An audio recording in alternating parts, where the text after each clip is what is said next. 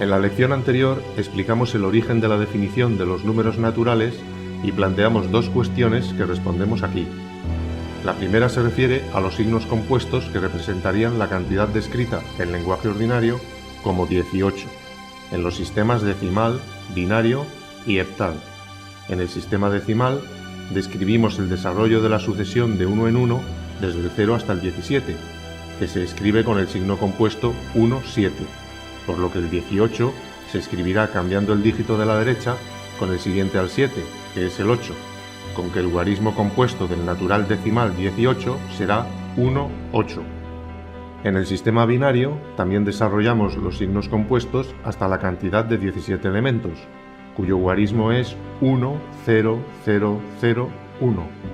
Por tanto, una cantidad aumentada en 1, de acuerdo con las reglas establecidas para la composición de los signos básicos, debe escribirse cambiando la segunda cifra desde la derecha de 0 a 1 y poniendo a 0 la primera, resultando para la cantidad de 18 el signo compuesto 1, 0, 0, 1, 0. Para el sistema heptal debemos tener en cuenta que por definición utiliza 7 números dígitos, cuyos signos simples se toman por convenio los 7 primeros arábigos, del 0 al 6, aunque podrían adoptarse cualesquiera otros, porque los cerebros son libres para definir las cosas como quieran. En estas condiciones, la cantidad de 7 elementos requiere 2 dígitos, por tanto, 7 tendrá por signo compuesto 1, 0. Añadiendo elementos de 1 en 1, llegaremos a la cantidad de 13 para el logaritmo 1, 6. La cantidad de 14 será pues 2, 0, por las reglas de composición que los cerebros han acordado para todos los sistemas numéricos, por lo que añadiendo de 1 en 1 otros 4 elementos, se tendrá la cantidad de 18 con su logaritmo 2, 4, que es la respuesta solicitada. La segunda pregunta pedía deducir los signos compuestos del sistema duodecimal que describirían las cantidades expresadas en lenguaje ordinario con los signos 20 y 23. El razonamiento parte de la definición del sistema duodecimal, que utiliza 12 signos básicos que pueden ser cualesquiera, aunque libremente los cerebros convienen adoptar los 10 dígitos decimales más las letras mayúsculas A y B, de modo que la letra A simbolizará la cantidad de 10 y la B la de 11. Así que para formar el signo compuesto de la cantidad de 12 elementos, con las reglas generales de los sistemas numéricos, habrán de utilizarse 2 dígitos. Como siempre, el primero de la izquierda deberá ser un 1 y a la derecha un 0, con que la cantidad de 12 se escribirá 1, 0. Aumentando la cifra de la derecha de 1 en 1 sin variar la izquierda, llegamos a la cantidad de 20 para el signo compuesto 1, 8. Para 21 se tendrá el 1, 9. Para 22 el signo compuesto será 1A y 23 ha de ser 1B. Y ya tenemos la respuesta. En el sistema duodecimal o docenal, la cantidad de 20 quedará indicada por el logaritmo 1, 8 y la de 23 por el 1B. Cuando formamos las definiciones numéricas compuestas de las distintas cantidades, hemos aludido al acto de añadir elementos de 1 en 1 al conjunto vacío. Esta acción de añadir elementos es una percepción sensorial que todos los cerebros entienden sin el menor esfuerzo.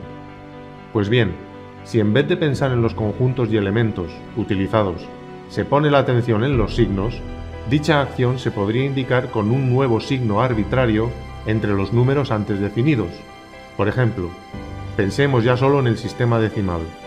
A un número compuesto cualquiera como el 1, 2, se habrá llegado añadiendo al conjunto vacío un elemento sucesivamente hasta llegar a la cantidad de 12, y este acto se puede asociar al signo compuesto indicado como en la imagen, que es una sucesión de unos separados por dicho nuevo signo, la cruz, que se conoce con el nombre de más. Como la cantidad obtenida con esa acción está descrita con el signo compuesto 1, 2, inventamos otro para expresar dicha asociación de signos con el mismo significado, que es el igual, y los cerebros acuerdan escribirla con el signo establecido por 2 segmentos paralelos de la misma longitud, situado entre los signos compuestos de significado idéntico, que son en este caso la sucesión de unos separados por el más y el logaritmo 1, 2.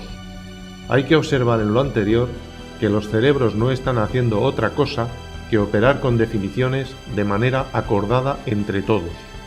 Y la perspicacia cerebral no tarda en advertir que una acción como la percibida en la forma indicada entraña consecuencias muy interesantes, porque por ejemplo, el signo 1 más 1 más 1 más 1 más 1 representa el acto de reunir la cantidad de 5 elementos, cuyo signo es el 5.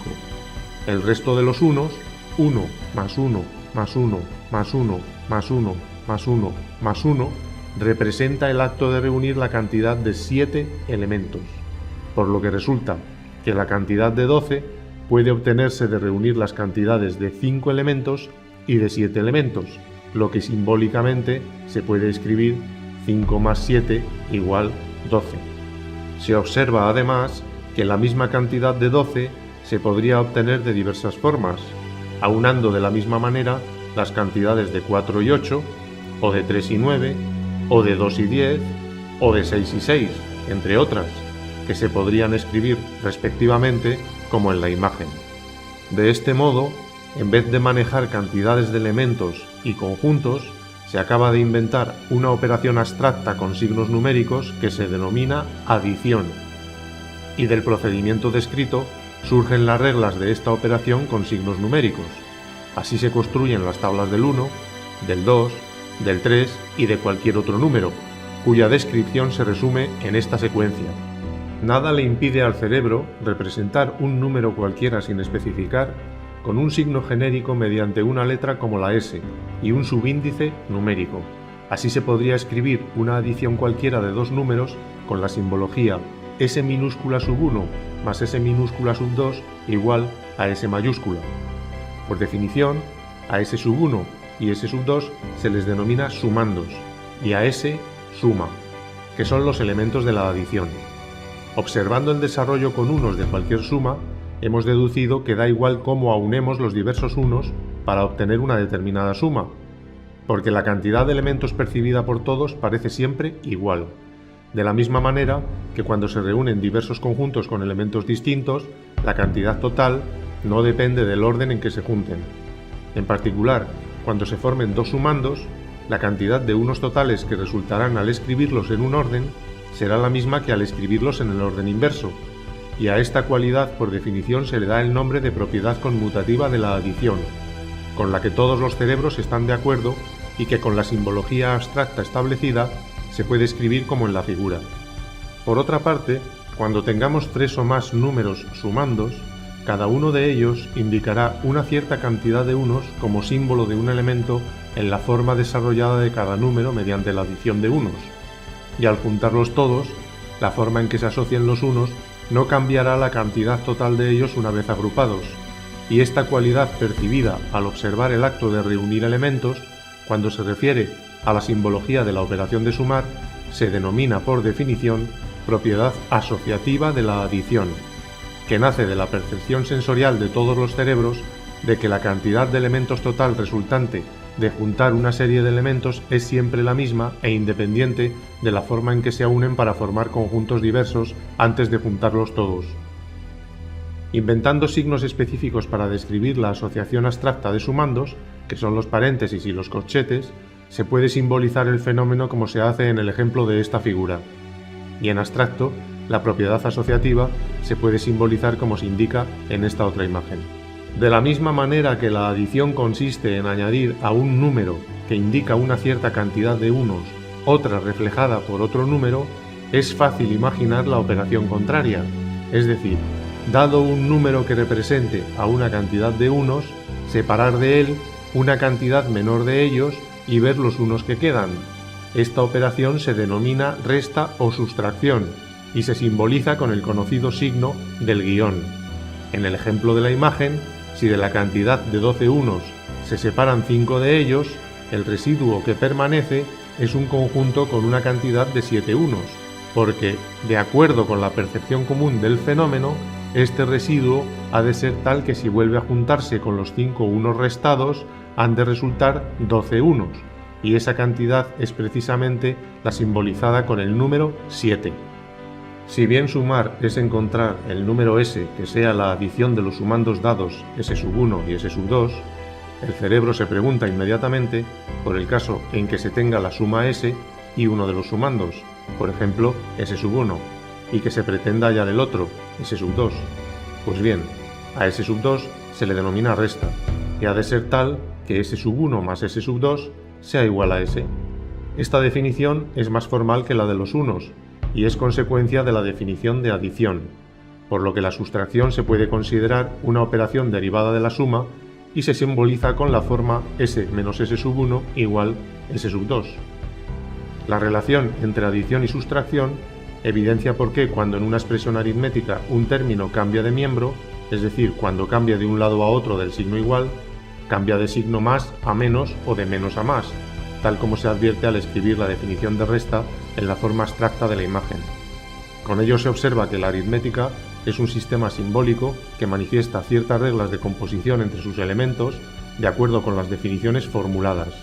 En aritmética se ha convenido denominar a S minuendo, a S1 sustraendo y a S2 diferencia o resta. De inmediato se observa que cuando el sustraendo sea mayor que el minuendo, no se podrá encontrar ningún número natural que resulte de la sustracción antes definida. Por ejemplo, imaginemos la resta 3 menos 5. No existe un número natural que sumado a 5 dé 3, porque el 5 ya es mayor que 3, y siempre que se le añada otro número, la suma se alejará aún más de 3.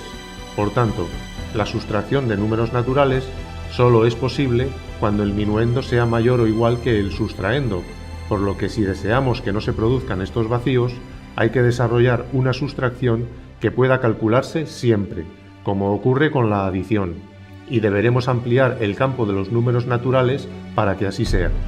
A esta necesidad obedecen los números negativos, que con los naturales forman el conjunto de los números enteros, como se explica en la correspondiente lección. Una vez que la adición ha sido definida, el incansable e ingenioso cerebro no tiene dificultad en imaginar las posibilidades de esta operación. Un caso singular que se concibe inmediatamente es el de la suma de un número consigo mismo cierto número de veces, como se viene haciendo con el 1. Por ejemplo, 6 más 6 más 6, o sumar 3 veces la cantidad que significa el 6. La libertad cerebral para montar definiciones permite inventar otro signo para las operaciones como estas, un signo que en general resulte más abreviado que las formas desarrolladas, sobre todo cuando contengan gran número de sumandos iguales. A dicha operación se le denomina multiplicación y se escribe 6 más 6 más 6 igual 6 aspa 3, para indicar con el aspa que el 6 aparece 3 veces.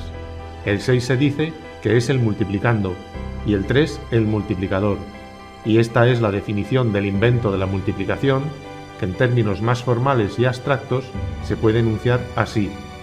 Dado un número natural m mayúscula, llamado multiplicando, y otro m minúscula, llamado multiplicador, se define la multiplicación de m mayúscula por m minúscula y se escribe m mayúscula aspa m minúscula, el resultado de sumar el multiplicando consigo mismo tantas veces como indique el multiplicador. En simbología matemática se define con la igualdad de la imagen. Tomemos un producto cualquiera A por B y desarrollemos en unos, es decir, en elementos, el multiplicando y el multiplicador. Nada impide al cerebro organizar los unos en filas y en columnas, como en la figura, donde se disponen A columnas y B filas de unos. Con ello, el producto indicado será igual al número de unos representados. Tal número se puede observar de dos maneras. Primera, como B filas de A unos cada una, es decir, por definición de multiplicación, como el producto A por B, y segunda, como A columnas de B unos cada una, lo que por definición de producto sería el significado de la multiplicación B por A, donde el multiplicando y el multiplicador aparecen en orden inverso. Como la percepción del fenómeno indica que el número total de unos no cambia por el modo en que se dispongan los unos para contarlos, hay que admitir, y todos los cerebros lo aceptan, que ambas cantidades coinciden, y se puede escribir la igualdad A por B igual a B por A, que se denomina propiedad conmutativa de la multiplicación, y significa que el producto no varía cuando se intercambian el multiplicando y el multiplicador, también denominados factores. Otra consecuencia inmediata de la definición de multiplicación es la conocida propiedad asociativa. Para verificarla, tomemos tres números naturales cualesquiera A, B y C. Cada uno de ellos significará la adición de las cantidades de unos correspondientes a sus respectivos valores numéricos. Organicemos una malla espacial de unos que en una dimensión tenga A unos, en otra B unos y en la tercera C unos, como se indica en la figura. Todos los conjuntos como el delimitado por los puntos D, E, F y G estarán formados por C filas de B unos cada una, que por definición de multiplicación se indica B por C cantidad de unos. Así que como en la malla formada hay A conjuntos con esa misma cantidad de unos, la cantidad total de unos de la malla, dada nuevamente la definición de multiplicación, se podrá representar con la forma del producto B por C entre paréntesis por A, que indicará la misma cantidad que A por B por C entre paréntesis, en virtud de la propiedad conmutativa de la multiplicación. Observemos ahora el conjunto delimitado por los puntos E, F, H e I. Consta de B filas con A unos cada una, cuya cantidad total quedará representada por la multiplicación A por B. Como existen en la malla C conjuntos con la misma cantidad de elementos que este, el total de unos de la malla quedará representado por la multiplicación A por B entre paréntesis por C. Los cerebros perciben todos el hecho de que la cantidad de unos de la malla no puede cambiar por la forma en que sean contados, por lo que hay que concluir que los dos signos que representan ambos resultados han de indicar la misma cantidad de unos, lo que se conviene en escribir con la igualdad de la figura, que se denomina propiedad asociativa de la multiplicación, donde los paréntesis tienen el significado de un mandato de prioridad para el orden en que deben multiplicarse los factores, ordenando que las operaciones entre paréntesis se realicen en primer lugar.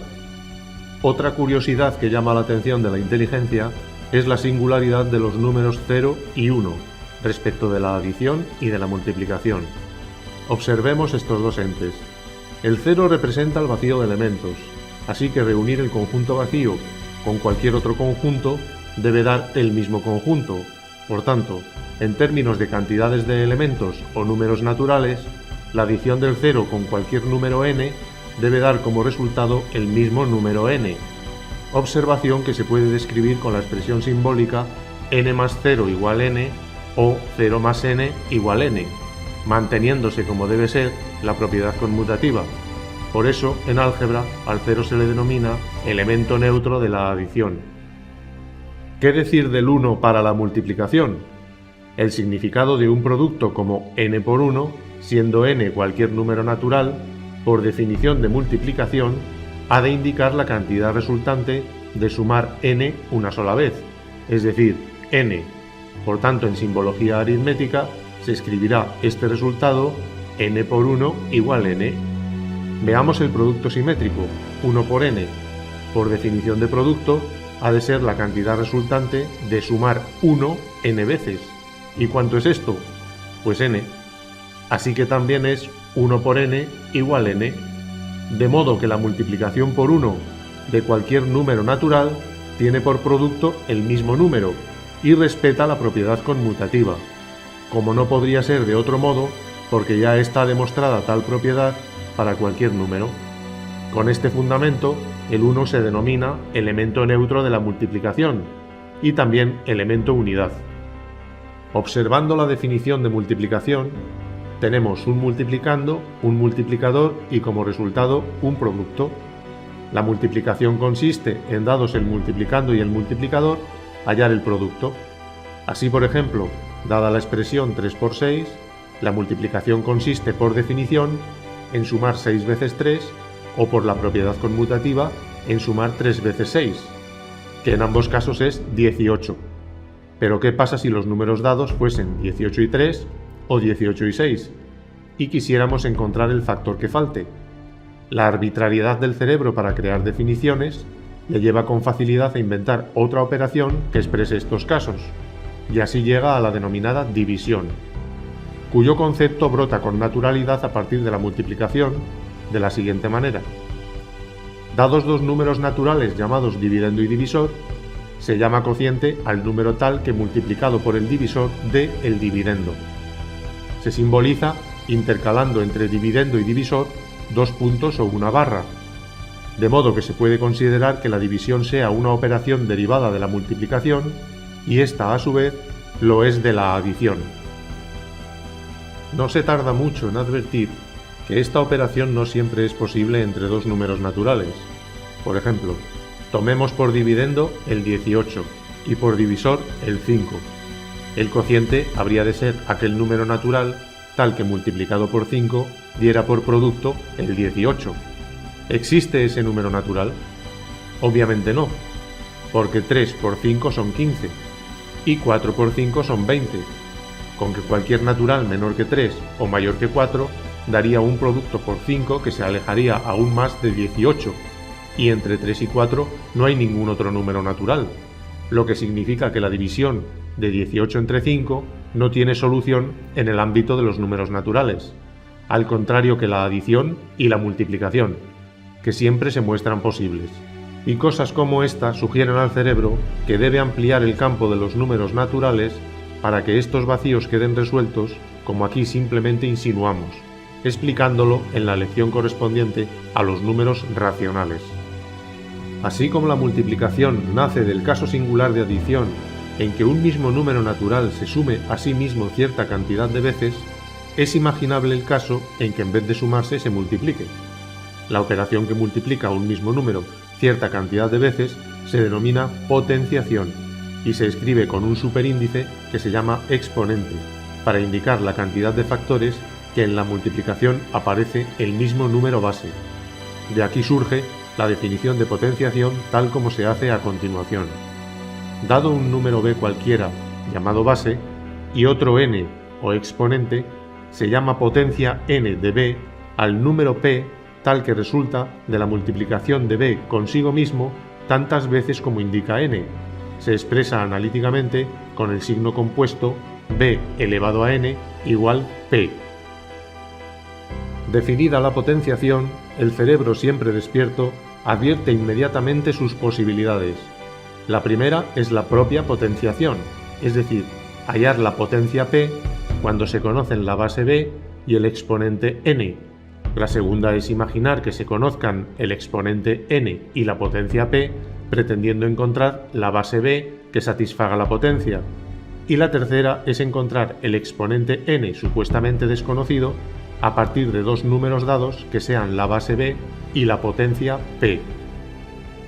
La segunda de las operaciones imaginadas se denomina radicación, y como para que los cerebros se entiendan entre sí les conviene poner nombres en común a las cosas, acuerdan también que a p se le llame radicando, que a n se le llame índice de la raíz, y que b sea nombrada raíz enésima del radicando. El símbolo que se utiliza para representar la operación de radicación es el percibido de la figura, y se acuerda denominarlo signo radical.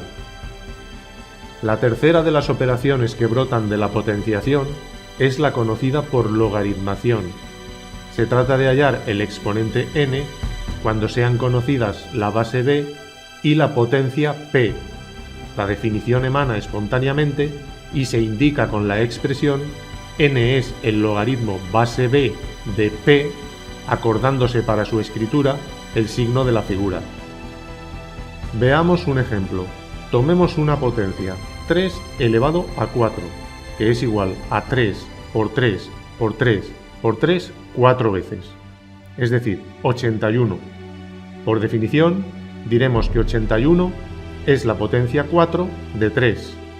También diremos que 3 es la raíz cuarta de 81 y que 4 es el logaritmo base 3 de 81, escribiéndolo todo como se hace en esta figura, de modo que la radicación y la logaritmación no son más que otras dos formas de escribir la potenciación.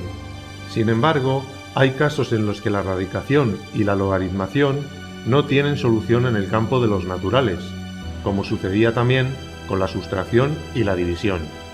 Para comprobarlo, veamos estos ejemplos. La raíz cuadrada de 5 no tiene solución natural, porque no existe ningún número natural que multiplicado por sí mismo dé 5.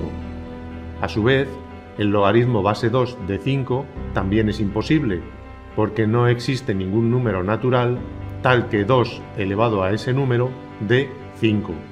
Así que el campo de los números naturales presenta muchas limitaciones operativas, por lo que se observa la necesidad de ampliarlo para superarlas, lo que constituye el objeto de las siguientes lecciones.